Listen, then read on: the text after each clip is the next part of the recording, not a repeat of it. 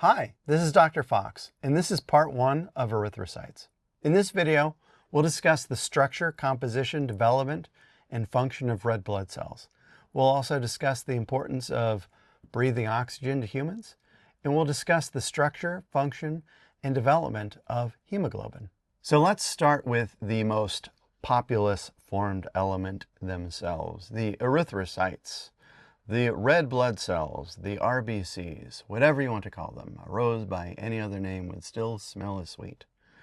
So erythrocytes are basically big bags of hemoglobin. Hemoglobin is a specialized heterotetramer. That's a special way of saying it's 4 peptide units that associate with one another, as we can see here. The center of which is a heme group. And heme, at its center, has iron. Now, hemoglobin is so ubiquitous within a red blood cell that it constitutes about 1/3 of the weight of a red blood cell. If you dehydrate that red blood cell, if you take away all of the water, hemoglobin constitutes 96% of its weight. So most of a red blood cell is hemoglobin, and that should give you a very large clue as to what red blood cells are all about. And that is moving around gases, and in particular oxygen, as we'll see. So there are approximately 280 million hemoglobin molecules per red blood cell. And there are approximately 4.8 to 5.4 million red blood cells per microliter of blood. So millions upon hundreds of millions of hemoglobin molecules per microliter of blood.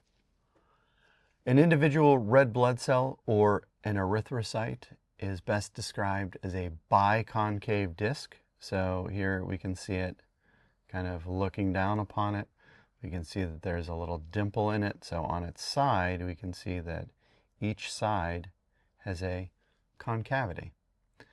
These discs are between 7 to 8 micrometers in diameter.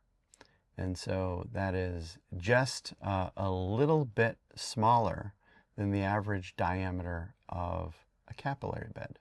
So erythrocytes go through capillaries one at a time. Compared with other cells, erythrocytes are quite specialized. They are anucleate, which means that they don't have a nucleus. So there's no genome within them, at least of humans.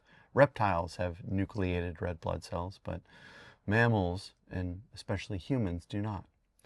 They also lack mitochondria, so they're not going to be very requiring of energy within them. There's not a whole lot of physiological processes to be had within an erythrocyte. On average, an erythrocyte will last for about 120 days before it's filtered out by either the liver or the spleen. And your body is producing about 2 million of these erythrocytes per second.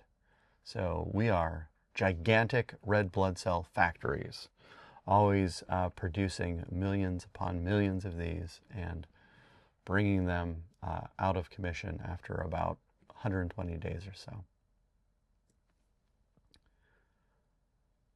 Why this is so important is the story of oxygen. Now, for probably as long as you can remember, you had some semblance of a notion that oxygen is important. It's a good chunk of the reason of why we breathe or ventilate. At a cellular level, oxygen is a terminal proton acceptor in the process of chemiosmosis. Chemiosmosis is a very complex and fancy process of your cell, specifically mitochondria within your cells, making adenosine triphosphate, or ATP. ATP is the currency for cellular energy. It's not the only game in town for energizing the cell, but it is the most important game in town for energizing the cell. Without ATP, metabolically active tissues could not perform all of their processes, and you would die. Now, there is a condition called hypoxemia. So hypo means below. Emia references something that's happening in the blood. So hypoxemia, hypo, ox, low oxygen levels within the blood. We can contrast this with hypoxia. With hypoxia, we still have low oxygen levels, so hypo-ox, but this is within the tissues. And it can be from a variety of causes. So you might be in a hypoxic environment, an environment in which oxygen levels are very low. You might be anemic, so you have a reduced carrying capacity of oxygen in your blood.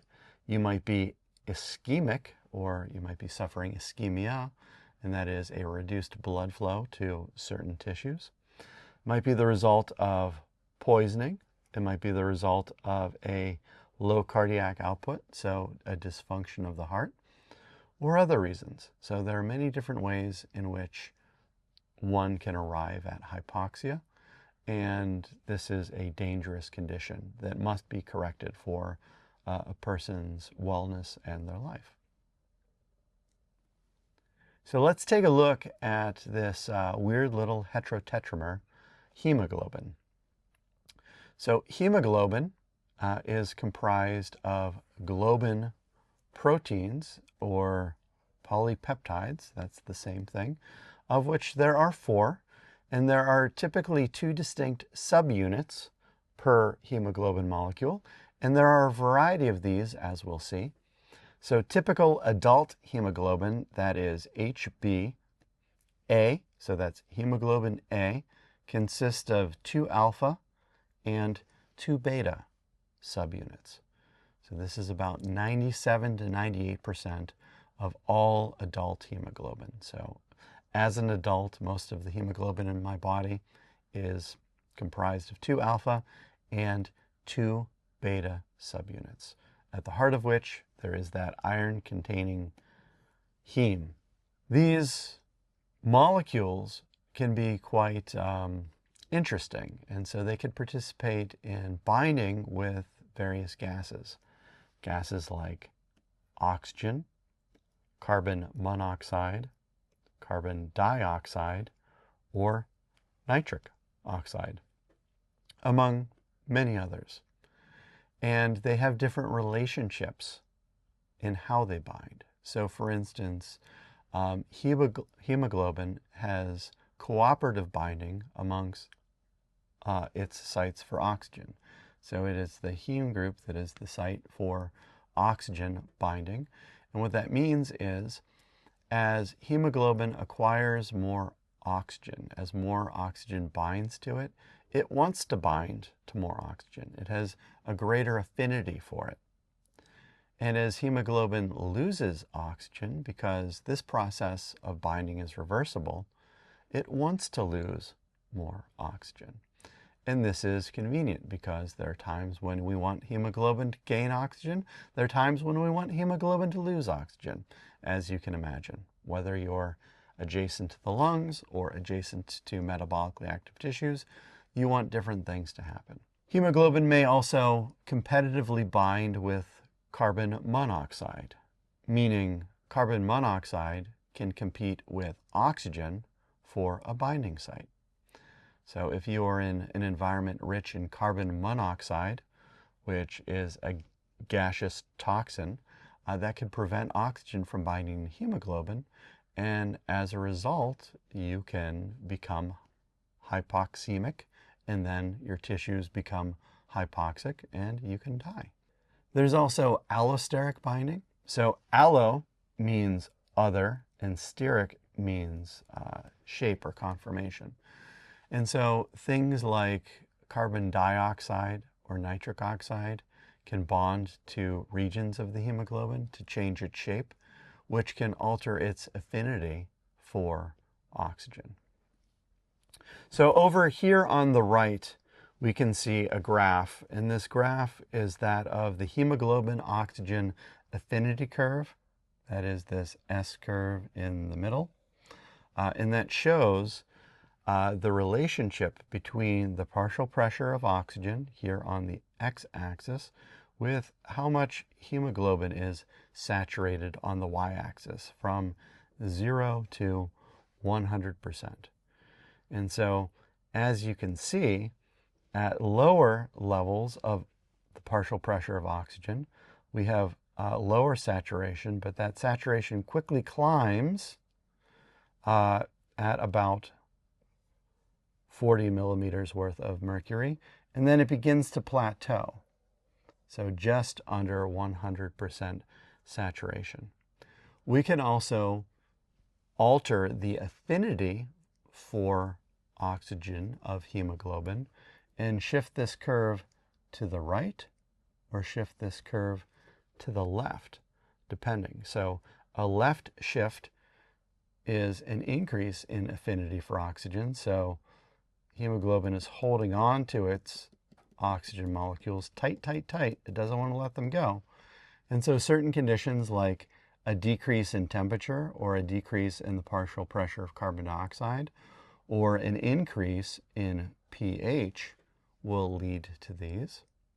Certain other conditions might shift the curve to the right. So this is a right shift whereby there is a decreased affinity for oxygen by hemoglobin. So where temperatures are a little higher, where the partial pressure of carbon dioxide is a little higher, and where pH is a little lower, hemoglobin wants to dump its oxygen. Now let's think about this in the context of metabolically active tissues. Metabolically active tissues can generate heat. They generate carbon dioxide as a byproduct of the process of chemiosmosis, of making that ATP. And as a consequence of that, they can lower pH. They can create more acidic conditions locally. And so this is great news for your body's metabolically active tissues because hemoglobin wants to dump its oxygen adjacent to them. So as it's moving through those capillary beds, it gets rid of its oxygen. As it moves closer to the lungs, it wants a greater affinity for oxygen. It wants to pick up that oxygen and become loaded down with it. So this is such an elegant system, even though it's a little complex, and this is the reason why respiration has been such a success for us, evolutionarily speaking. So we've discussed the structure, composition, development, and function of red blood cells, as well as the importance of oxygen to humans. And we've described the structure, function, and ontogeny of hemoglobin. Thank you so much for your time, and I look forward to talking to you in part 2.